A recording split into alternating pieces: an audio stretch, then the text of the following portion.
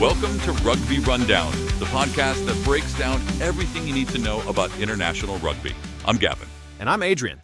Today, we're diving deep into the 2025 Autumn Nation Series. And honestly, Gavin, I can't remember a more unpredictable build-up to an Autumn Series in years. Absolutely, Adrian. This isn't just about fine-tuning squads. It's about fundamental reconstruction. We're looking at a landscape completely reshaped by injuries and opportunity, with some of the world's most influential players sidelined at the worst possible time. The injury list reads like a who's who of Northern Hemisphere rugby. Antoine Dupont, out with an ACL. Hugo Keenan, sidelined with hip surgery. George Martin with a shoulder injury. These aren't just good players. These are generational talents who define how their teams play. Let's start with England under Steve Borthwick. The big story there has to be Ollie Lawrence's return from that 6-month Achilles layoff. His recovery is well ahead of schedule, and suddenly England have a proper game-line busting threat at inside center again. Lawrence brings something completely different to what Henry Slade or Fraser Dingwall offer. He's that direct physical presence that was sorely missed. But what's really interesting is how competitive selection has become. Players like Guy Pepper and Caden Marley are knocking on the door based on purely Premiership form. The tactical shift Borthwick is considering fascinates me. Moving Marcus Smith to fullback to get both him and Finn Smith on the pitch simultaneously. That's dual playmakers, Adrian. Imagine the unpredictability that could bring to England's attack. It would also mean Freddie Stewart potentially shifting to the wing to utilize his aerial prowess. That's proper thinking outside the box. Now, Ireland. This is Simon Easterby's moment to prove the system works without Andy Farrell at the helm. The loss of Hugo Keenan is absolutely catastrophic for Ireland. He's not just their fullback, he's the central pillar of their entire aerial and defensive system. Without him, Ireland's kick-chase strategy is fundamentally compromised. They'll have to evolve tactically. And Caelan Doris stepping up as captain marks a real generational shift. The Peter O'Mahony question is fascinating too. At 35, is his vast experience essential during this transition, or is it time to fully commit to younger options like Ryan Baird? France without Antoine Dupont. This is the ultimate test of Fabien Galtier's systematic approach. The battle between Maxime Lucu and Nolan Lugarek at scrum half will be crucial. Both are quality operators, but neither has the Dupont game-breaking genius. What I love about Galtier's method is that monitored list of 60 players. He's been preparing for this moment. Players like Tio Atasogbe at Leo Bar got valuable experience on that summer tour to New Zealand. The depth is there. It's about collective leadership now, not individual brilliance. Scotland's in a race against time with Rory Darge and Hugh Jones. Darge's MCL injury makes him a major doubt for that crucial New Zealand clash on November 8th. His dynamism at the breakdown is irreplaceable. And Hugh Jones, with that persistent Achilles problem, he's Scotland's most potent attacking threat in the backline. Without these two point-of-difference players, Scotland's ability to compete against Tier 1 opposition relies heavily on system over individual brilliance. The return of Johnny Gray is massive, though. Wales under Steve Tandy represents the most dramatic contrast. The return of Louis Rees-Zammit from his NFL venture transforms their back three into an area of real strength. His world-class pace changes everything about how teams have to defend against Wales. But then you have this brutal injury crisis. Constanza Chunes' broken foot removes that unique physical profile for the entire campaign. The Scarlets' injury crisis with Josh McLeod, Sam Costello, and Kingsley Mathias decimates key positions. It's creating a massive selection squeeze. Jack Morgan's return and likely captaincy is equally significant. His Lions' heroics and breakdown prowess will be central to Tandy's plans. The competition for places is going to be brutal. Players like Alex Mann and Rio Dyer, who start on the summer tour, now face huge battles. Italy under Gonzalo Quesada continues that methodical build. The Benetton backbone remains crucial. Tommaso Menoncello is genuinely world-class now, and that midfield partnership with Juan Ignacio Brex is the bedrock of Italian attacking play. Their summer tour showed both promise and harsh reality. That 73-6 victory over Namibia was spectacular, but those heavy defeats to South Africa exposed the gap that still exists. The key for Italy is continuing to blood new talent like Tommaso Di Bartolomeo and David Odiase, while maintaining competitiveness against Tier 1 nations. So, looking across the Northern Hemisphere, what's your prediction for this autumn series? For me, the teams with the best genuine depth will be best positioned. France's systematic approach might actually benefit from not relying on individual genius. England's evolving game plan could catch teams off guard. I think this series will be defined by adaptability. The Southern Hemisphere giants are coming north to face teams in transition, dealing with massive personnel changes. Ireland's system under Easterby, Wales's new era under Tandy, Scotland's race against time. It's going to be fascinating to watch unfold. The unpredictability factor is massive. When you lose generational talents like DuPont and Keenan, you're forced to innovate. Some teams will thrive under that pressure. Others will struggle. It's going to set the tone for the Six Nations and beyond. But let's flip the perspective, Adrian. We talked extensively about Northern Hemisphere challenges. But what about the Southern Hemisphere giants heading north? South Africa, New Zealand, Australia, and Argentina all have their own fascinating storylines coming into this series. Absolutely crucial point, Gavin. South Africa under Rassie Erasmus come in as defending World Cup champions, but they've shown vulnerability on their northern tours before. The Springboks' forward-dominated game plan can struggle against teams that force them to play at pace for 80 minutes. Ireland proved that in Dublin last year. New Zealand under Robertson presents the most intriguing case.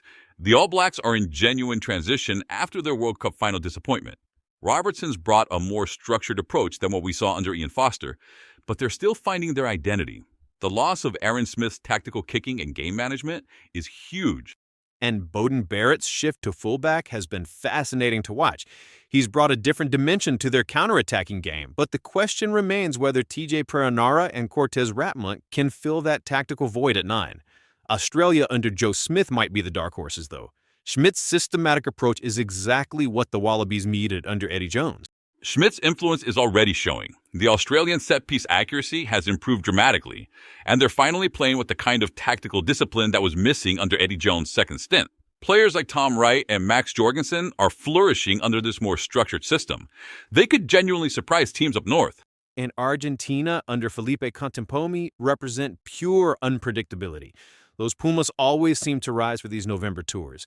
Remember their stunning victory over England at Twickenham in 2022?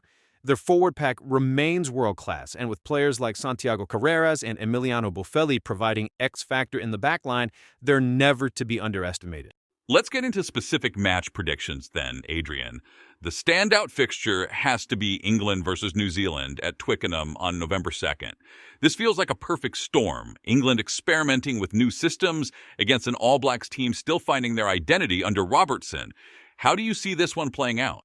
This could be the match of the series, Gavin. If Borthwick goes with that dual playmaker system, Marcus Smith at fullback, Finn Smith at 10, it creates so many tactical problems for New Zealand's defensive system. The All Blacks are used to shutting down one primary decision maker, not dealing with two ball players creating from different positions. I think England's unpredictability could be decisive. Plus, England's pack is in seriously good form. Maro Itoe and Ollie Chessum are operating at world-class level, and the return of guys like Sam Underhill adds that breakdown intensity England have been missing. New Zealand's lineout looks shaky against Argentina in the Rugby Championship. England could exploit that vulnerability. What about Ireland versus South Africa in Dublin on November 9th? That's fascinating because it's essentially a test of systems versus personnel. Ireland proved in 2022 that their system can neutralize South Africa's physicality, but that was with Keenan's aerial dominance and Sexton's tactical control. Without those elements, can Easterby's systematic approach still function? I think the key will be Ireland's ability to maintain their kick chase accuracy without Keenan's positioning intelligence. The Springboks will also be testing Ireland's scrum. Without Tog Furlong at his absolute peak, South Africa's front row of Stephen Kitshoff, Malcolm Marks, and Frans Malherbe could dominate set-piece time. But Ireland's breakdown work with Josh van der Flier and Caelan Doris might be the area where they can really hurt South Africa. Let's talk about France versus Argentina. That's November 16th in Paris. This is where France's depth could really shine. Without Dupont, they need other players to step up, and Argentina's chaotic style could actually suit that. Those Pumas love to disrupt structured game plans, but if France can adapt without relying on individual brilliance, they might actually be better equipped to handle Argentina's unpredictability than previous French teams that were overly dependent on star players. I love that analysis. Now, let's shift focus to individual players who could define this series. We've mentioned the big names who are missing, but who are the players stepping into those spotlights? For me, Finn Smith at fly half for England is the breakthrough candidate. His Northampton form has been exceptional, and if he gets his chance at international level, he could be transformational. Finn Smith brings that tactical kicking accuracy England have been missing since Wilkinson's era, honestly. But for me, the player to watch is Theo Adesogbi for France. He showed glimpses of brilliance on that New Zealand tour. His pace and finishing ability could be exactly what France needs without Dupin's creativity. If he can adapt to the physical demands of November rugby, he could be a genuine game changer. And what about Tommaso Menoncello for Italy? He's genuinely developing into a world-class center. His combination with Juan Ignacio Brex gives Italy a midfield that can compete with anyone on their day.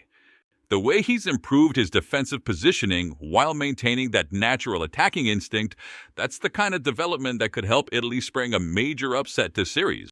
From a coaching perspective, this series represents a masterclass in different philosophies.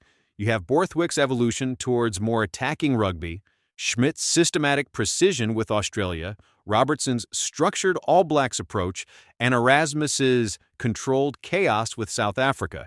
The tactical chess match between these approaches could be as compelling as the on-field action. One factor we haven't discussed enough, Adrian, is the November conditions. Northern Hemisphere rugby in November is brutal, wet, cold, unforgiving. The Southern Hemisphere teams often struggle with this transition. It's not just physical adaptation, it's tactical. Ball handling becomes more difficult, set-piece timing changes, and the margin for error shrinks dramatically. Absolutely crucial point. Remember how Australia struggled in those wet conditions at Twickenham last year? Their offloading game completely fell apart because the ball was like a bar of soap. This could particularly affect New Zealand's attacking structure. They rely so heavily on quick ball and wide passing. If conditions are brutal, it might favor the more forward-oriented Northern Hemisphere teams. This series also has massive World Cup implications, even though we're still over a year away from Australia 2027. The world rankings could shift dramatically based on these results, and that affects seeding pools for the World Cup draw. A strong showing from England or France could completely change the tournament dynamics. Teams like Wales and Scotland need results here to maintain their Tier 1 status. The psychological aspect is huge too. Teams that can prove they can compete with the world's best in November build confidence that carries through the Six Nations and into World Cup year. Look at how Ireland's victories over South Africa and New Zealand in 2021 and 2022 set them up for their Grand Slam and World Cup quarterfinal appearance. Momentum in international rugby is everything. This November series promises to be one of the most compelling in recent memory, Adrian. With so many variables in play, new coaches, injured stars, emerging talent, and teams in transition, we could see some truly unexpected results that reshape the international rugby landscape heading into World Cup year. That's all for today's Rugby Rundown. Make sure to follow us on social media for all the latest analysis. And don't forget to subscribe for more episodes. Until next time, this has been Gavin. And Adrian. Thanks for listening, and we'll see you next time for more Rugby Rundown.